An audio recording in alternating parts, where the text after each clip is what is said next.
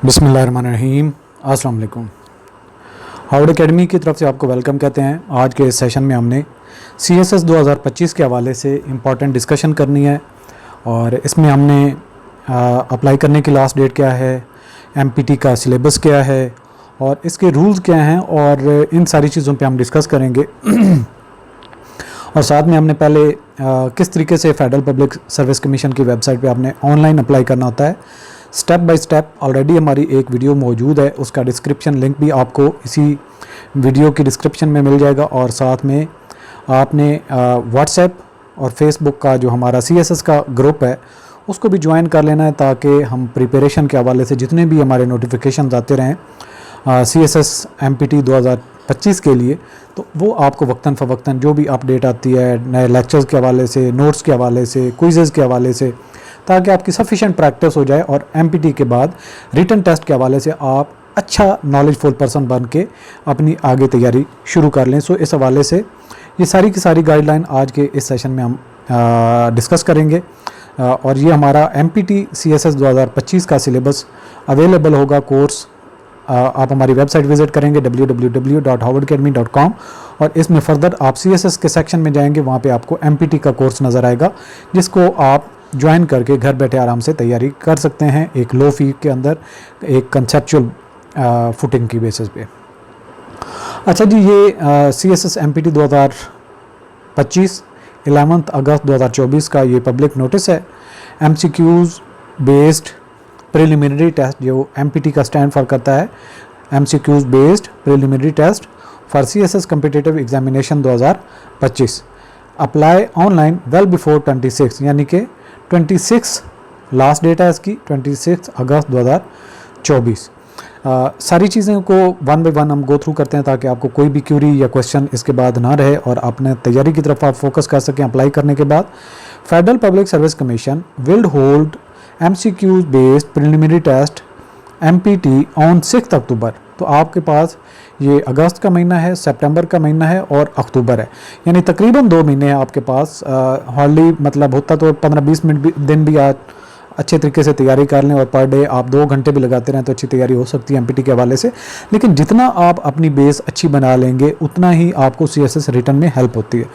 अच्छा जी, सारी चीज़ें आगे भी लेके चलते हैं। In terms of rule 10A of CSS competitive examination rule 2019, it is mandatory to qualify MPT for appearing in main written test competitive examination 2025। तो ये जो फर्स्ट टाइम अप्लाई कर रहे हैं उनको ये बात याद रखनी होगी कि CSS MPT क्वालिफाई करना भी और इसमें अपीयर होना भी, अपीयर तो लाजमी डेफिनेटली आप इसको होंगे, और पास करना भी ज़रूरी है ताकि आप CSS रिटर्न में जा सकें। अगर इस पर कोई अप्लाई नहीं करता, अपीयर नहीं होता, तो फिर आप रिटर्न की तरफ नहीं जा सकते। For recruitment to post in BPS 17 in 12 occupational groups services of federal government.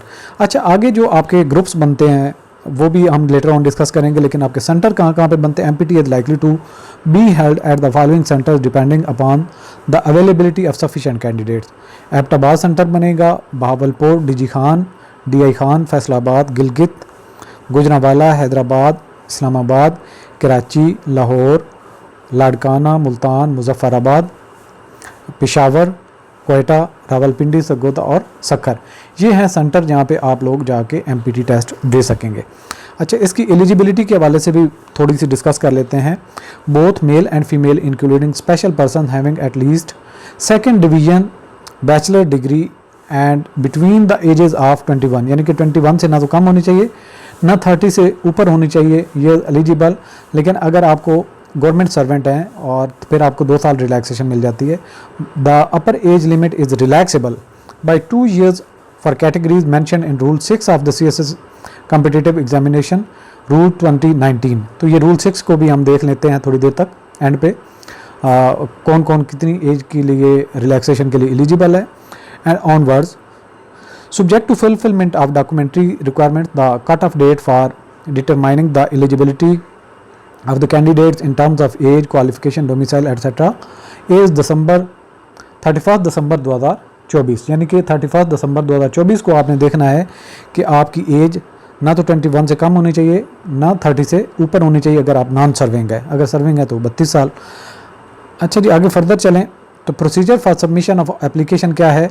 All aspirants may apply online preliminary MCQ test during the period 12 August to 26 अगस्त 2024। तो ये ऑनलाइन FPSC की वेबसाइट पे आपने जो अप्लाई करना है उसकी डेट है 12 अगस्त से लेकर 26 अगस्त 2024।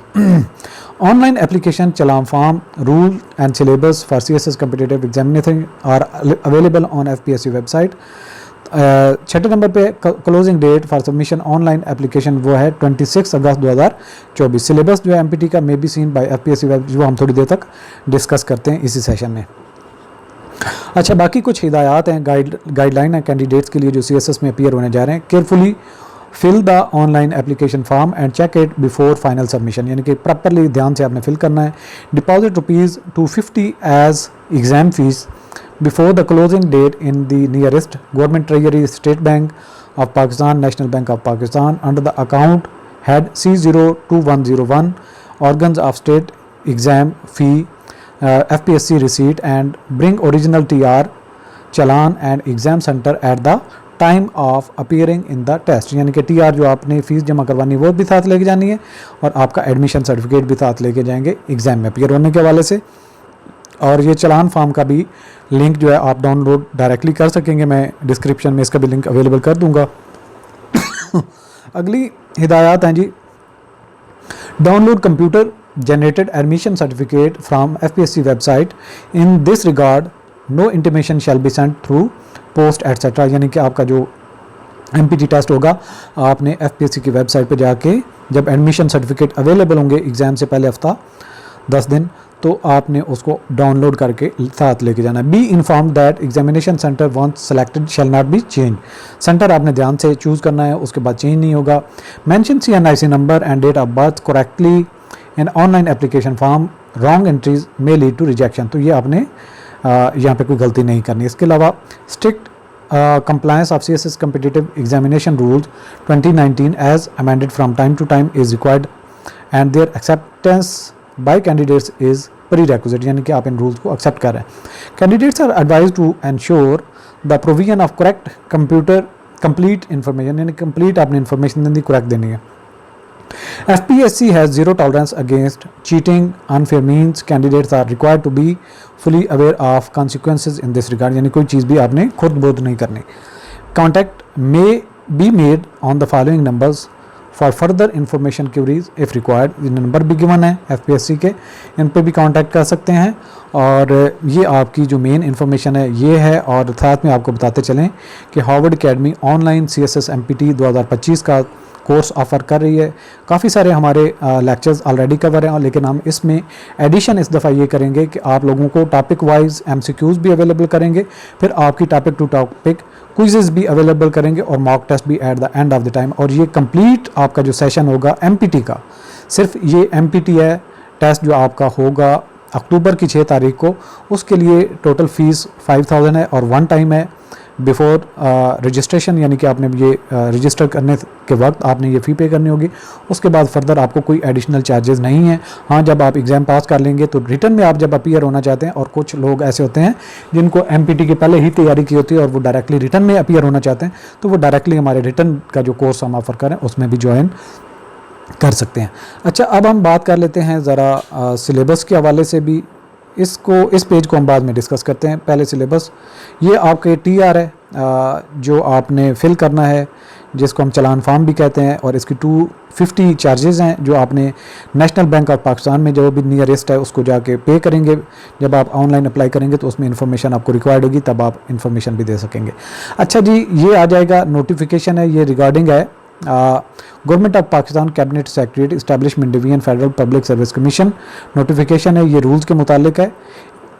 ये मुख्तलिफ जो है CSS कॉम्पिटिटिव रूल्स 2019 नेमली ये, और इन दिस ऑफिसर रूल्स तो class F the word and the and shall be omitted. अच्छा, ये कुछ क्लैरिफिकेशन है। इसके अलावा प्रीलिमिनरी टेस्ट के हवाले से ये जो कानून है ये क्या है, mean the multiple choice question MCQs based preliminary test design to be held for the purpose of short listing candidate for the written examination under these rules. तो ये रूल के मुताबिक आपका टेस्ट कंडक्ट किया जा रहा है, और इसमें in the sub rule 2 for the classes A, B, C and D following shall be substitute namely यानी कि प्रिलिमिनरी टेस्ट, रिटन एग्जामिनेशन, ये आपके CSS में जो पार्ट हैं, यानी आपका MCQ बेस्ड टेस्ट होगा, फिर रिटन होंगे, फिर मेडिकल, फिर साइकोलॉजिकल टेस्ट होगा और एंड पे वाइवा टेस्ट होगा। अच्छा, इसके बाद फर्दर है जी in the sub rule 3 for the words written examination the words preliminary test and written examination shall be substituted and आगे फर्दर है जी